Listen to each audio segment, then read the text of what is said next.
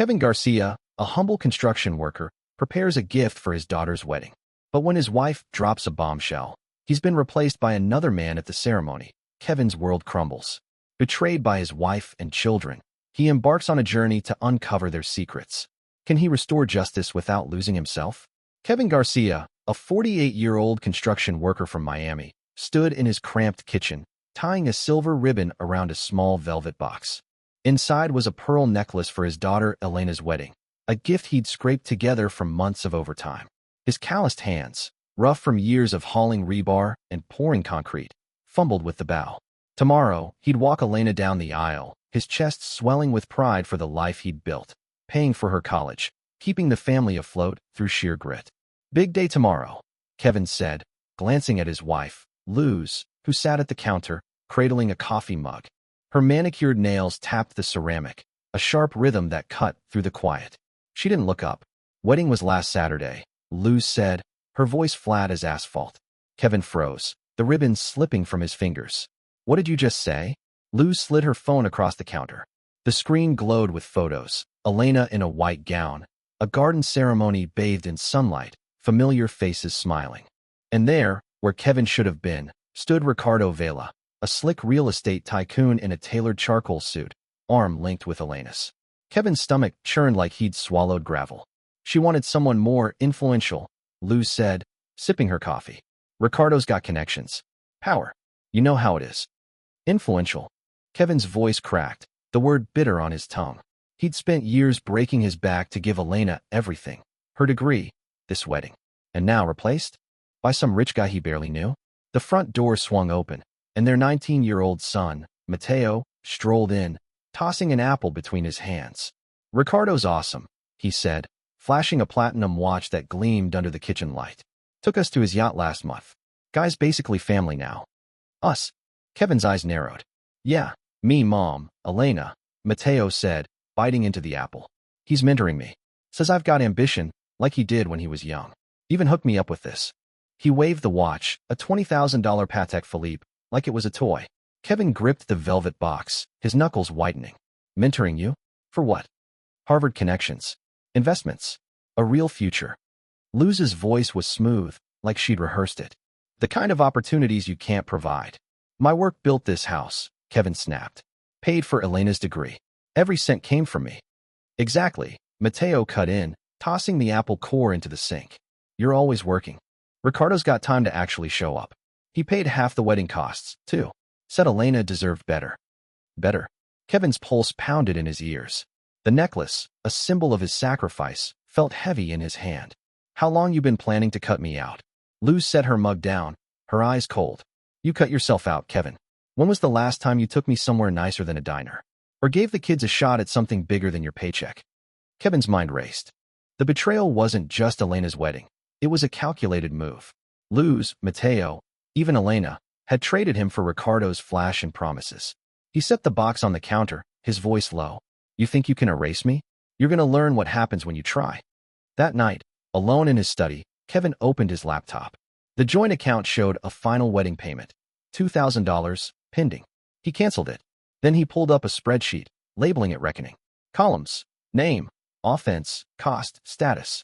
First entry: Luz, betrayal, fraud, theft. To be determined. Pending. He dialed a number. Emilio, it's Kevin. I need a lawyer. And a private investigator. Now. Kevin Garcia sat across from his private investigator, Carla Mendez, in a dimly lit diner on the edge of Miami. His untouched coffee grew cold as Carla slid a manila folder across the table. You were right to dig, she said, her voice low. Luz and Ricardo Vela have been cozy for 3 months. Hotel receipts, dinner tabs, weekend getaways. All funded by transfers from your joint account, $15,000 siphoned to a shell company, Vela Properties. Kevin flipped through the folder, his jaw tightening. Bank statements showed withdrawals he hadn't authorized, linked to a firm Luz had co-signed as a director. She's in on it, he muttered, his fingers tracing her signature. My own wife. It gets worse, Carla said, tapping a photo of Ricardo and Luz at a beachfront resort, their hands intertwined. Ricardo's not just a player. His company's a front, shady real estate deals, offshore accounts. I'm betting he's dodging taxes, maybe worse. Kevin's mind churned. Luz hadn't just betrayed their marriage. She'd roped their kids into Ricardo's orbit. His son, Mateo, was already dazzled, flaunting a luxury watch and talking about Harvard connections. Elena, his daughter, had let Ricardo walk her down the aisle, dismissing Kevin's years of sacrifice. The sting of it fueled his resolve. He met his lawyer, Emilio Torres, at a downtown office the next day. Emilio scanned the evidence, his brow furrowing. "This is fraud, Kevin. Luz signing for that shell company? That's conspiracy. And Ricardo's books look dirty enough for the feds to care. You want to freeze your joint assets? Do it," Kevin said, his voice steady. "And find out everything about Vela Properties. I want to know how deep this goes." Back home, tension crackled. Luz caught him at the kitchen counter, her eyes narrowing as she noticed his laptop open to their bank records. "What are you doing, Kevin?" Canceling the wedding payment was petty. Vendors are hounding Elena now. Petty? Kevin turned, his voice sharp. "You let Ricardo replace me at our daughter's wedding. You're stealing from our savings to fund your little fling. You don't get to lecture me." Luz crossed her arms, defiant. "Ricardo's offering the kids a future you can't. Mateo's got a shot at something big. Why can't you just let it go?" "Let it go." Kevin stepped closer, holding up a bank statement.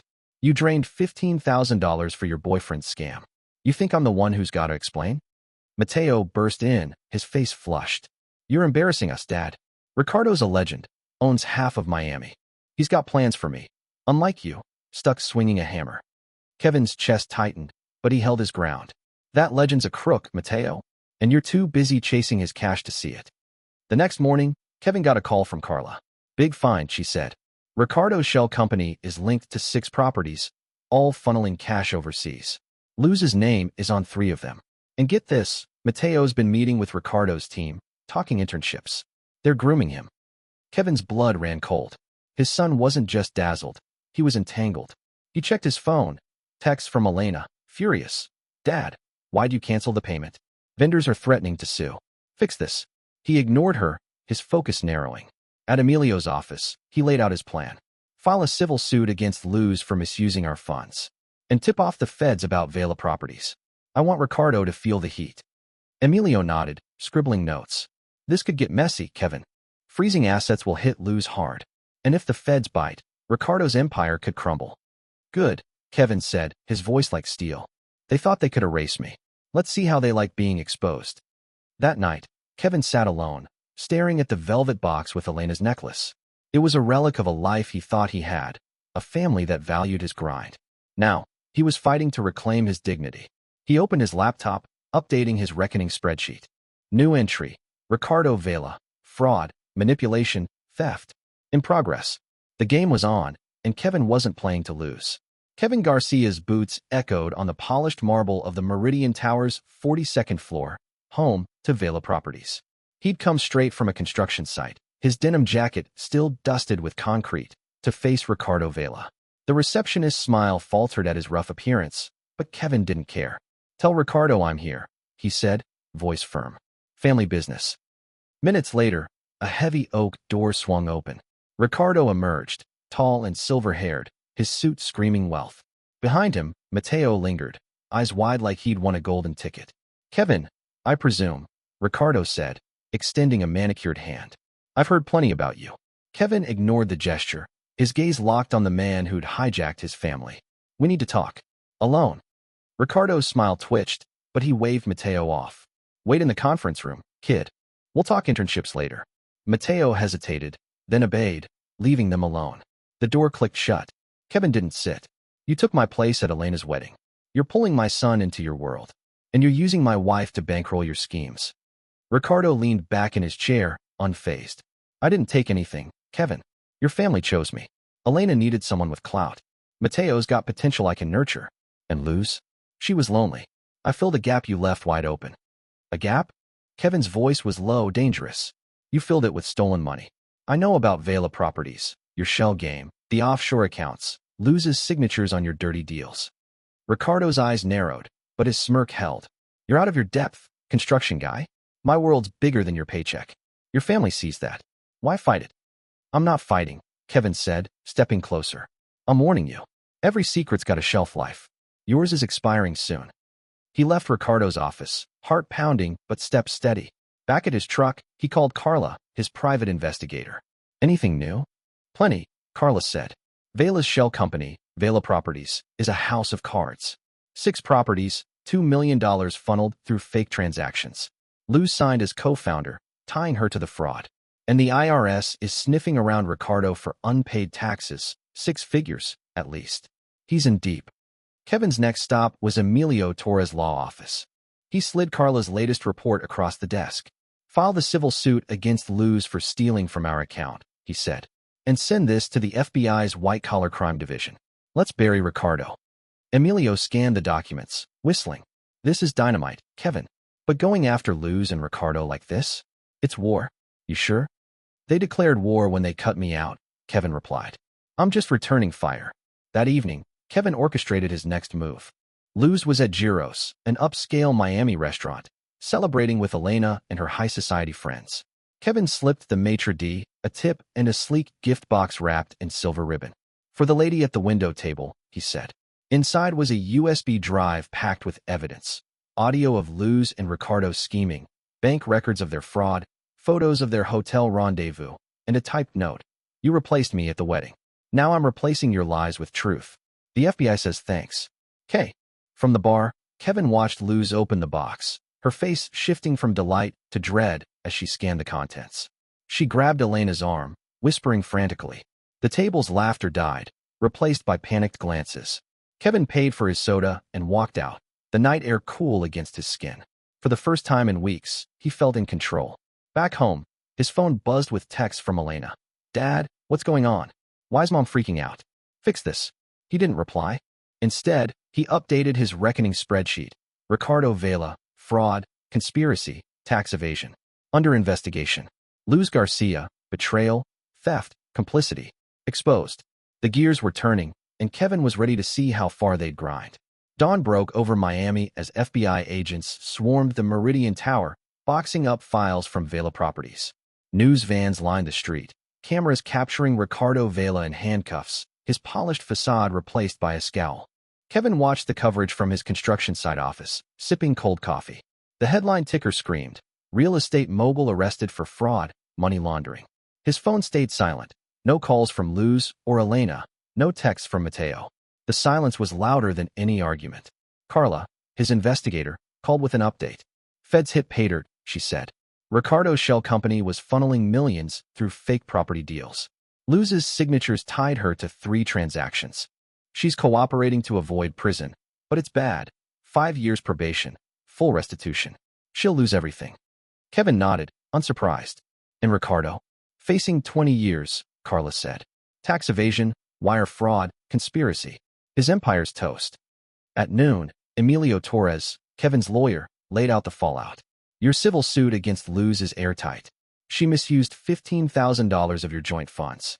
The court's ordering her to repay it, but with her assets seized for Ricardo's victims, she's broke. House is in foreclosure. Her jewelry, car, gone. Kevin leaned back, processing. What about my business? Can she touch it? Not a chance, Emilio said. Your company's in your name only. She's got no claim. But Kevin, this is scorched earth. Your family's unraveling. They unraveled it, Kevin said, his voice steady. I'm just making sure they feel the weight. Elena's next move came via a frantic voicemail. Dad, the vendors are suing me. Mom's a mess, says the FBI's involved. What did you do? Kevin deleted it. She'd chosen Ricardo to walk her down the aisle, chasing status over loyalty. Now, her high society friends had ghosted her, and her husband's family wanted distance from the scandal. By evening, he learned Elena had packed up and moved to Austin, her marriage strained under the media glare. Mateo was another story. Kevin found him at the construction site, looking out of place in a warehouse worker's uniform, his flashy watch gone. I had to quit college, Mateo said, his voice raw. Couldn't pay tuition without Ricardo's help. I'm stacking boxes now. You happy? Kevin crossed his arms. You think this is about me being happy? You hitched your wagon to a crook. He promised you Harvard, but it was my money he was spending. Mateo's eyes flashed. You could have signed the name change papers. Let me start over. The Garcia name's poison now. Everyone knows about the trial. Kevin pulled a folder from his truck, the same one he'd shown Mateo before, stuffed with proof of Luz and Ricardo's fraud. Your hero stole $15,000 from us. Your mom signed off on it. You want to run from my name? Fine, but it won't change what you chose. Mateo snatched the folder, flipping through it. His face crumpled as he saw Luz's signatures, the bank transfers, the hotel receipts. I didn't know, he whispered, hands shaking. I thought he was legit. You didn't care where the money came from, Kevin said. You just wanted the ride. He handed Mateo the name change petition, marked denied in bold red ink. Live with it. That night, Kevin sat alone in his apartment, the velvet box with Elena's necklace untouched on the counter. He opened his laptop, updating his reckoning spreadsheet. Luz Garcia, fraud, betrayal, restitution ordered. Complete. Ricardo Vela, arrested, assets seized. Complete. Elena and Mateo, disloyalty, consequences delivered. Ongoing. His phone buzzed with a text from Luz. I testified against Ricardo. I had no choice. Please, we can fix this. Kevin didn't respond. She'd made her bed, probation, bankruptcy, disgrace. He wasn't here to cushion her fall. The next morning, he drove to his new consulting firm's office, a small space funded by the asset settlement. It wasn't much, but it was his, built on honest work. For the first time in months, Kevin felt the ground steady beneath him, even as his family fractured beyond repair. Kevin Garcia sat at his desk in his new Miami consulting firm, reviewing blueprints for a community center project. His small office, funded by the settlement from his and Luz's liquidated assets, was a testament to his resilience. A year had passed since the FBI dismantled Ricardo Vela's empire, and the fallout had reshaped his world. Luz faced 5 years of probation, her wealth stripped to pay restitution. Elena had fled to Austin, her social circle shattered by the scandal. Mateo, now working a warehouse job, carried the weight of his choices. Kevin had rebuilt, but the scars remained. A knock broke his focus. Elena stood in the doorway, clutching a worn purse, her designer clothes replaced by thrift store finds. Dad, she said, voice hesitant. Can we talk? Kevin motioned to a chair. She sat, fidgeting. I've been thinking about the wedding, how I let Ricardo take your place. I was wrong.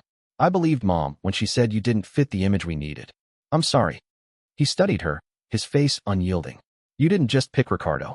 You picked status over family. I worked 16-hour days to give you everything, and you let him walk you down the aisle because he had a bigger name. Elena's eyes welled up. I see it now. Ricardo ruined us. Mom's broke. My husband's family won't speak to me. I want to fix things with you. Fix things. Kevin leaned forward. You made a choice. You didn't question where his money came from. Didn't care that it was stolen. You got what you wanted. A fancy wedding, high society friends. Now that it's crashed, you want me to wipe the slate clean? I was stupid, she whispered. I thought he was better than you. He was a fraud, Kevin said. What I gave you was real, college, a future, my pride. You traded it for a lie. You don't get to walk back in and pretend it didn't happen. Elena stood, her voice breaking. So you'll hate me forever? I don't hate you, Kevin said, his tone even. I forgave you months ago. But trust? That's earned, and you're out of credit. She left, head bowed, the door clicking shut behind her. Later that week, Kevin drove to his old construction site, where Mateo was waiting by his truck, hands shoved in his pockets. His warehouse uniform was stained, his face lined with exhaustion. I need you to sign the name change papers, Mateo said, holding out a legal form. The Garcia name's a curse. No one hires me. No school takes me seriously. I can't move forward. Kevin took the document, scanning it. The same request. Change Mateo Garcia to Mateo Vela. You're still chasing his shadow, he said, pulling a pen from his pocket. Mateo's eyes flickered with hope, but Kevin scrawled denied across the page and handed it back. You picked Ricardo's promises over me. His name's worth less than mine now. Mateo's voice cracked. You ruined everything. Mom's broke, Elena's gone, and I'm stuck in a dead-end job. You could have let it go, but you had to destroy us. Destroy. Kevin stepped closer. I exposed the truth. Your mom stole from our savings. Ricardo built his empire on lies. You and Elena ran after his money without a second thought. I didn't ruin you. You did that yourselves. Mateo's fists clenched, but he didn't swing. I didn't know he was a crook. You didn't ask, Kevin said. You saw the yacht, the watch, and didn't care where it came from. Now you're learning what real work feels like. That's not punishment, it's reality. Mateo turned away, the papers crumpled in his hand. I'm done with you, he muttered, walking off into the dusk. Kevin returned to his apartment, the velvet box with Elena's necklace still unopened on the counter. It was a relic of a life he'd lost, a reminder of love offered too late. He opened his laptop, Finalizing his reckoning spreadsheet. Elena, regret acknowledged, trust broken. Closed. Mateo, loyalty abandoned, lesson learned. Closed. Luz and Ricardo faced their legal consequences, their lives dismantled by their own greed. Kevin had no empire, no family left to call his own, but he had something they didn't: integrity. He closed the laptop and looked out at the Miami skyline. The city hummed with ambition, but Kevin's peace came from knowing he'd stood his ground. Some bonds couldn't be mended, some betrayals cut too deep. The necklace would stay boxed, a silent testament to what was lost, but the consequences, as he'd ensured, would echo forever.